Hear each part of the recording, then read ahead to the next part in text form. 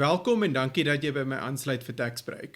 Hierdie is 'n potgooi oor Suid-Afrikaanse belasting vir Suid-Afrikaanse belastingkundiges en praktisyns. My naam is Pieter van der Swaan en in elke episode gesels ek oor 'n aspek of 'n onlangse ontwikkeling in Suid-Afrikaanse belasting. Soos julle kan sien, ek is nog steeds in my T-hemp, so dis nog steeds vakansie. Hierdie episode gaan vrygestel word op tweede Kersdag en ek gaan sorg dat hy net lank genoeg is as jy al so bietjie begin verlang na iets wat soos werk voel, dat die episode dit sal wees.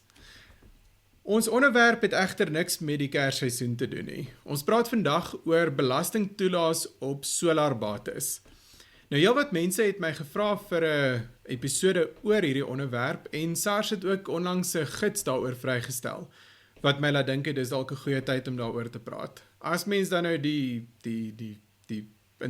link na Kersfees wil deurtrek, so 'n aansporing is seker 'n bietjie van 'n vorm van 'n geskenk van die regering, alhoewel ek dink ons mense dalk so 'n bietjie druk met daai vergelyking.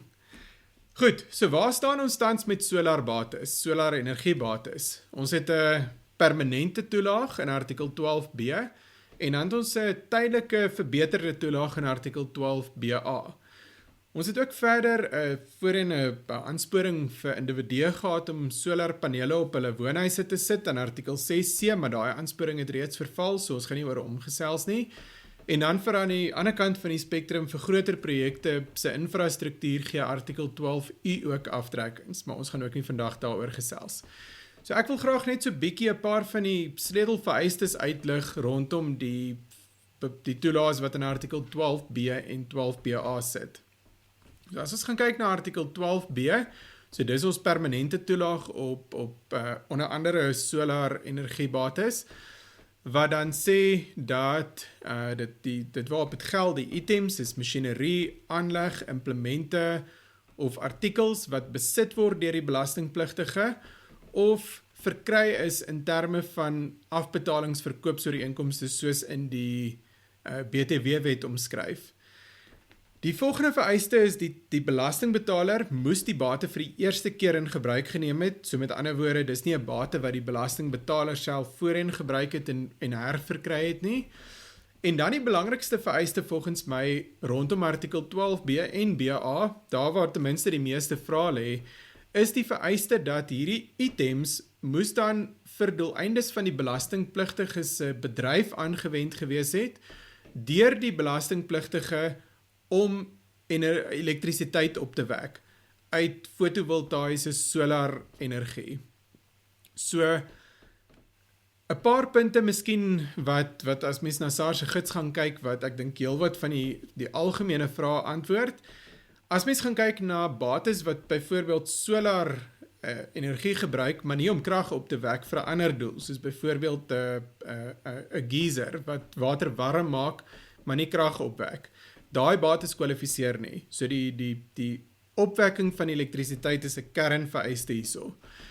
Die volgende punt wat SARS maak in hulle interpretasie is dat die woorde in die opwekking van elektrisiteit bedoel, dit is nie net die bates wat die elektrisiteit opwek, dis alle bates wat in daardie opwekkingsproses gebruik word.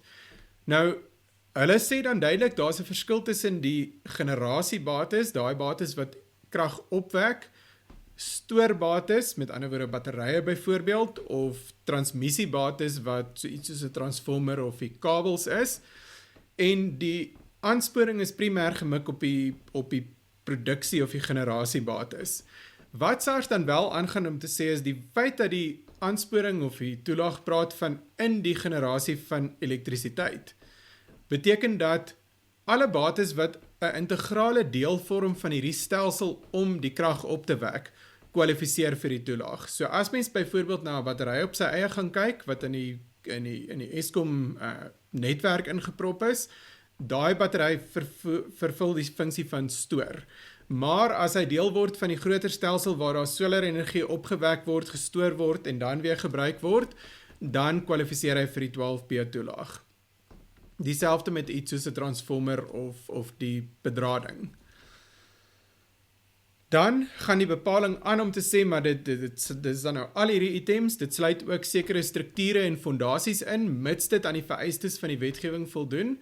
En dan maak dit 'n onderskeid tussen stelsels wat kleiner as 1 megawatt is en stelsels wat groter as 1 megawatt is. 'n Stelsel wat kleiner as 1 megawatt is, kwalifiseer vir 'n 100% toelaag in die jaar waarin dit in gebruik geneem word. 'n Stelsel wat groter as 1 megawatt is, kwalifiseer vir 'n 50, 30, 20 toelaag vanaf die jaar wat dit in gebruik geneem word. So dis maar in 'n neutedop wat artikel 12b behels. Dis nou die permanente toelaag. As ons dan so 'n bietjie verder gaan en ons gaan kyk na artikel 12BA, dis nou die verbeterde toelaag. Hy gee 125% toelaag van die koste van die bate in die jaar waarin dit in gebruik geneem word. Sy eerste verskil is die bate moet niet en ongebruik wees, wat 12B nie het nie. Die tweede ding wat 12BA doen, is dit maak dit duideliker dat as die bate deur 'n huurder gebruik word in die opwekking van elektrisiteit, dan kwalifiseer die bate steeds vir artikel 12BA. Wat mens wel net in jou agterkop moet hou, is dat wanneer 'n bate, wanneer die item besit word deur die verhuurder en gebruik word deur die huurder, is daar 'n baie goeie kans dat artikel 23 hoofletter A se beperking sal geld, wat dan 'n groot effek kan hê op wanneer kan jy nou die voordeel van die toelaag kry. En laastens, artikel 12BA geld net op bates in gebruik geneem op of voor 28 Februarie 2025. So daar is omtrent rofweg 2 maande oor van die toelaag. Dan wil ek graag net voordat ons afsluit, net so 1 of 2 opmerkings maak rondom 'n onderwerp wat ek baie vrae kry om te sê, maar kan dit reg wees? Is dit hoe dit werk? En dis beleggingsgeleenthede om in artikel 12b bates te belê deur en kommandiet vennootskapstrukture. Nou, as 'n mens gaan kyk, is dit iets wat kan werk. SARS verwys na hulle in die gids en daar's 'n paar rulings uitgereik op dit, so dis definitief iets wat meriete daarin het. Maar soos met baie van hierdie goed, soos hulle in Engels sê, the devil is in the detail. Mens moet baie mooi gaan kyk om te verstaan hoe is daai struktuur aan mekaar gesit en wat is die aftrekking wat gaan deurvloei na jou as belegger toe. So om af te sluit en dalk maar net weer saam te vat, ons het tans 2 toelaas op die solar energiebates, artikel 12BA wat byna tot 'n einde kom, maar artikel 12B gaan voort. En dan die tweede punt wat ek graag maar net weer wil herhaal, soos met baie van die aansporings, hierdie artikels het baie vereistes, baie fyn vereistes, wat 'n mens moet oorweeg en aan voldoen voordat jy vir die aansporing sal kwalifiseer. Dis dit vir vandag se episode. As jy van dit gehou het, as jy op Google Podcasts luister, gaan like asseblief die episode.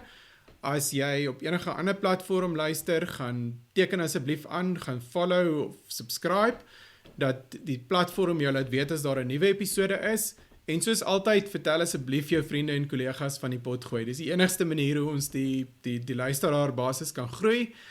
As jy enige idees het of terugvoer vir my, stuur asseblief vir my 'n e-pos. Dis altyd lekker om e-posse van die luisteraars te kry. My e-posadres is onder in die notas tot die episode. En dalk maar net weer 'n herinnering soos altyd. Die Potgooi is vir inligtingsdoeleindes, dis nie bedoel om belastingadvies te wees of selfs 'n plaasvervanger vir belastingadvies. Tot volgende keer en geniet die laaste bietjie van die vakansie. Totsiens.